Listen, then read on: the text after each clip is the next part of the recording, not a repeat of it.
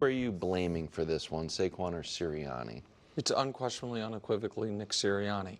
I don't want to hear it was there. The scheme didn't work. The reason you don't pass there is because drops happen.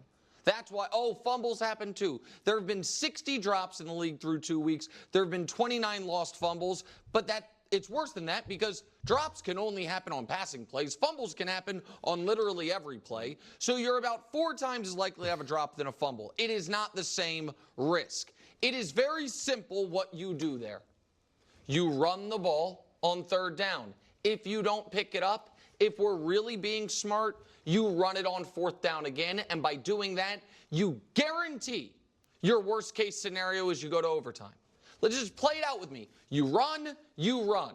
By doing that, let's say you fail, you fail. There is now 55 seconds. Atlanta is inside their own 3. You're up 3 points.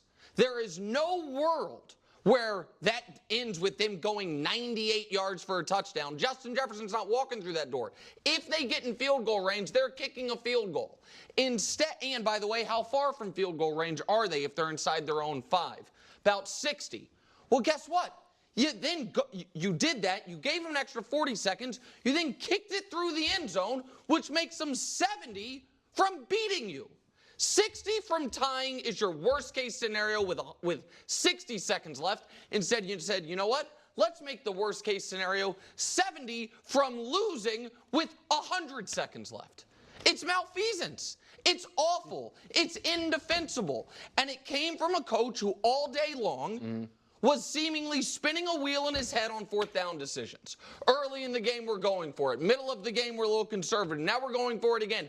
And then in the biggest decision of the night, after you made that pass call, you lost your mettle.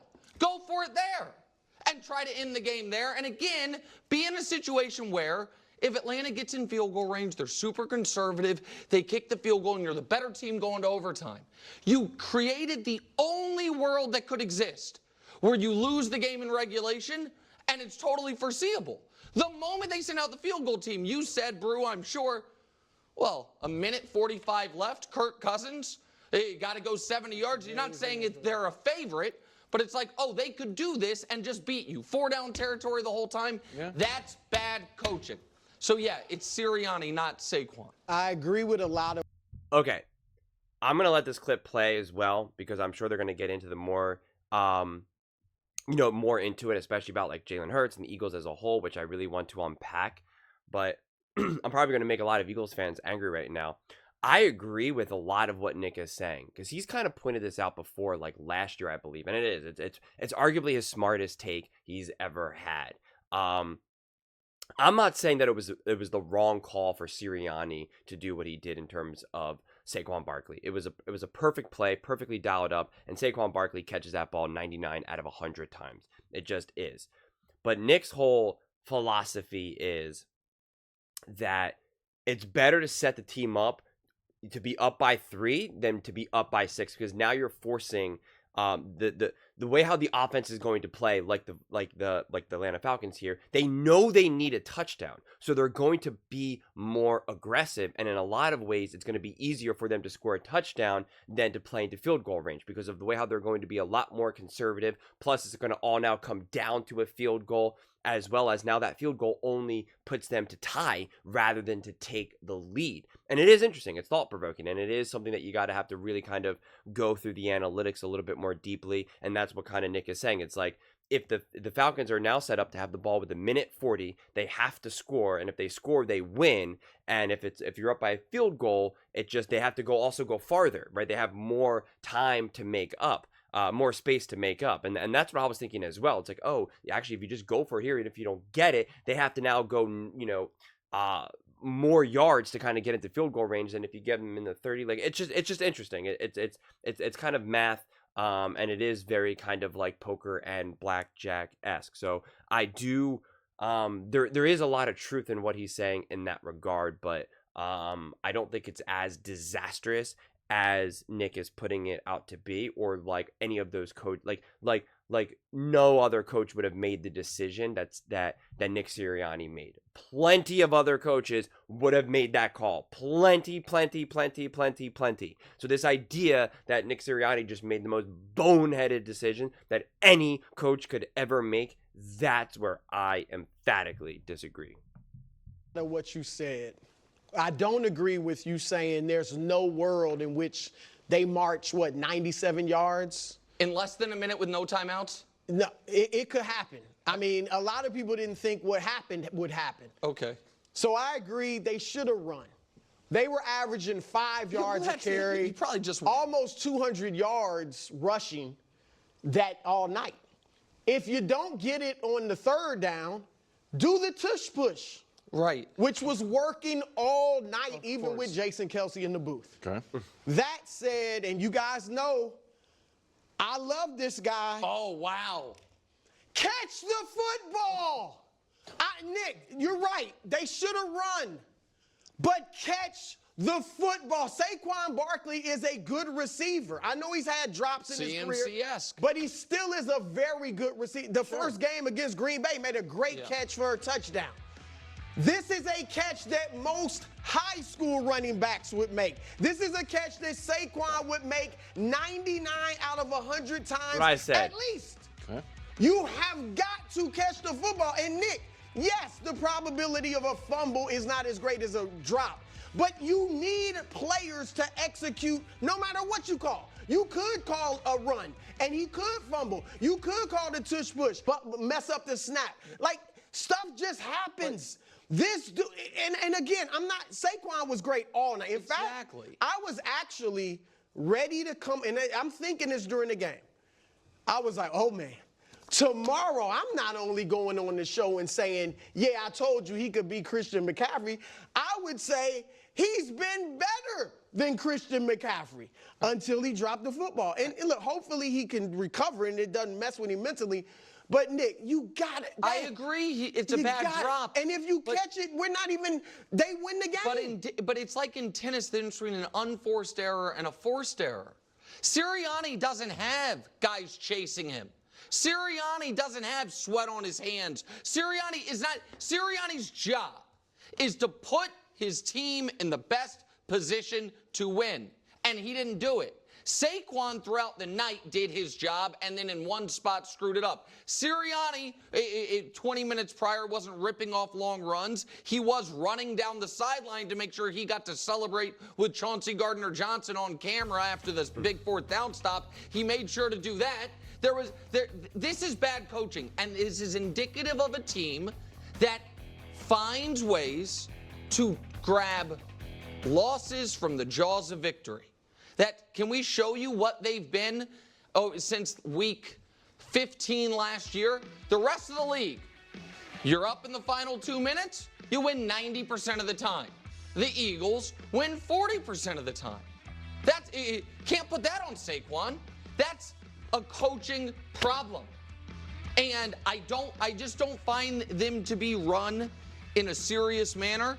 And I didn't love, I'll add this, I don't know how you guys feel, them saying after the game, oh yeah, none of the coaches talked after. It was where they said that after the game. It was Jalen addressed the team and all that. No. You know what coach needs to talk? Dan Campbell screwed up the clock at the end of the first half in his game. He's weeping at the podium saying, I cost my team the victory. Your head coach cost your team the game. Sirianni's at the podium. If you're not talking to the players, evidently, because they're a player-run team, explaining himself like, well, they didn't have any timeouts, but with the incompletion, they did, and we thought making no sense. Like, that's... Look, you're making sense, but let's not overcomplicate things. Yeah, run the ball. You got to catch the football. If he run, you can still fumble. You talked about sweat on his hands, being tired from it. Well, if sweat on his hands, maybe he'd fumble the snap, the handoff. But one is so much more likely than the other. That's not likely. A 2-yard reception by a good receiver, by a Pro Bowl running back, is not likely. You catch that ball. When I saw him rolling, I was like, oh, this is a weird play. This is a weird decision. And the drop certainly seems now, in hindsight, like the wrong call. But he literally just got to the one on that play in the third quarter. It's the one that then they push in for the touchdown. It's there. It's Right, open. that's how- It's a exactly. simple catch, like Bruce said, a high school player can make. Before we move on, let's do your favorite thing. Raheem Morris on the other sideline. Yes. What is he when they're about to snap the ball on third down?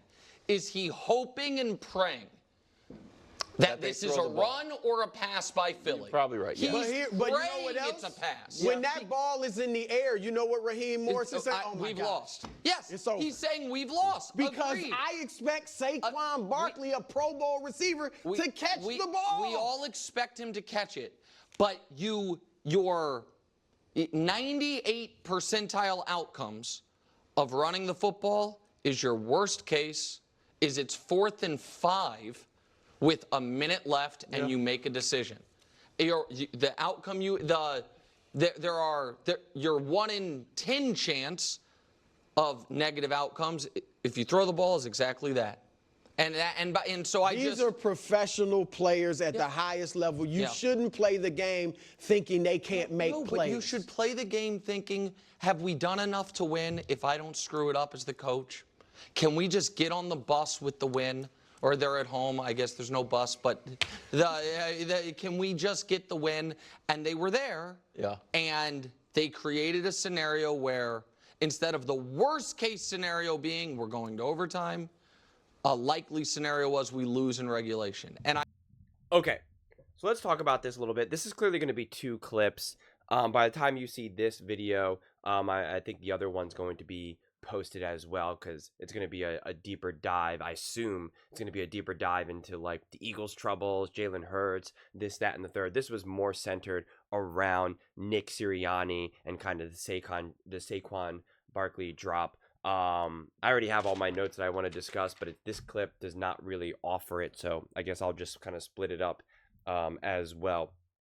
Again, I'm going to be honest. I think what Nick is saying, I know a lot of Eagles fans don't like Nick, and understandably so for some of the things that he says about Philly, but I think what he's saying here is there is a lot of truth. I'm not a big Nick Sirianni fan. I'm just not. I haven't been. I agree with him. As soon as I saw that, when he was like running down the field after that one defensive play, like I don't like that. When he it was when they called a timeout and he was screaming. I don't even know who he was screaming at, but he was screaming at someone on the field. It looked like Lane Johnson, but there's just no way it could have been Lane Johnson. There's just no way. And the way he was yelling, and I'm just like, you don't see the top coaches in the NFL do that. You just don't. You don't see Andy Reid do that. You don't see Shanahan. You don't see McVay. You don't see Matt LaFleur. You don't see any of these top coaches in the NFL doing that. And that's always been my problem with Nick Sirianni. It just is. You usually see the desperate coaches doing that. Yeah, you got some old school coaches doing that, but I don't care. It's 2024. I don't care what they did in the 1980s or the 1990s. It's irrelevant to me. I'm not going to use this segment as a means to just bash on Nick Sirianni because, like I said earlier, this wasn't necessarily about Sirianni, this game. It was a bad outcome, but it was a good game. The Eagles proved a lot, which we will talk about in the next video. But Saquon, he's going to catch that ball. People talked about him. Oh, well, he led the league in drops or whatever like that. Not those types of drops. This is a 2-yard pass. You're going to expect your running back to be able to make that catch 99 out of 100 times. Just that is what it's going to be. Like Bruce said, which is what I said in the Colin Cowherd video as well. Like, you're going to expect it. It ended up being a perfect call. It was going to absolutely just ice the game right then and there. It was the right call. It was going to be a first down. It was perfect. It was beautiful. Nick is so by the numbers 100% with the analytics, and I get it because he plays a lot of poker and gambles a lot. And so, I'm very familiar with poker and playing poker, so I get the way how his mind is working here. But since he didn't play sports, and I don't like to call people out for not really actually playing because plenty of people can have awesome perspectives and never play the game at all. But this is where playing the game does help. And you don't have to be an elite player either, right? Like, go Andy Reid, Sean McVay, Shanahan, Bill Belichick, these guys aren't, Hall of Fame athletes themselves, okay? So you don't have to be the GOAT to be able to have your opinion matter, but this is where, playing does matter, and you have to look beyond just analytics, right? And sometimes you are calling the number and expecting your players to step up when they can. And this just happens in sports. Christian McCaffrey, they talk about Christian McCaffrey being way better than Saquon Barkley and all that, and none other than Christian McCaffrey fumbled in the Super Bowl. He fumbled in the Super Bowl, and no, it wasn't just because of amazing defense by the Chiefs. It was an uncharacteristic moment for him, and you pay him all the money in the world, and you expect him to come up big in the Super Bowl, to not have that fumble. That's the difference between winning the Super Bowl and not winning the Super Bowl. It just happens, and that was Christian McCaffrey. Patrick Mahomes throws interceptions all the time in Super Bowls, apparently. That's like his thing now. He throws 5 interceptions in 4 Super Bowls. That's not why you're paying him, right? So you can't just expect that these players are going to be perfect. You just can't. They're going to make mistakes. Sometimes it's early on in the game. Sometimes it's in the last, minute and a half or so of the game at a key moment. It just happens. This shouldn't be let's pile on Saquon or Nick Sirianni for that matter, because I just don't think it's appropriate. But it sounds like Nick believed that the Eagles were the better team and that they should have won that game. And I think that speaks volumes, because the Falcons were slated, a lot of people predicted the Falcons were going to win the division and be a top team in the NFC. That's lots of people were predicting that preseason. They just were. A lot of people are very high on the Falcons. So the fact that the Eagles played this game so well and they pretty much had this game won and it just didn't unfold that way, to me, is a more positive sign. And I said this as well, that the Eagles look better this season than they did last season, even though the record is technically worse. That's why you can't just look at the record. You just can't. It's bigger than that. But hopefully Nick and the rest of First Things First, they talk more about the Eagles. I assume that they're going to say like who's the bigger reason for the loss, and then they're going to be like Jalen Hurts ? Or Eagles ? Whatever. Where do the Eagles go from here? So that's going to be my next video, or depending on what order you're watching this, that video may have already been posted. But definitely check it out, and that's where I'm going to really go into some deep dive into a lot of notes that I took, a lot of analytics, and that's what I've been waiting to do since last night. I'm like, all right, let's go. I've been preparing for it, so this was just not the clip to be able to do it, and I didn't want to force it in this clip. But those are just my thoughts. Please let me know what you guys are thinking below. I read every single comment, so whether you agree with me or disagree with me, either way, let's get in some discussions, let's get in some fights, but ultimately, let's just have some fun. And please do consider subscribing. We are building an amazing community here, and I would absolutely love to see you part of it. I want to build something that we all genuinely feel connected to, something that we're really excited to be part of. I think we're on our way to doing it. And please don't forget to give this video a thumbs up, as it really does help with the visibility and the algorithm. Thank you so much, and see you next time.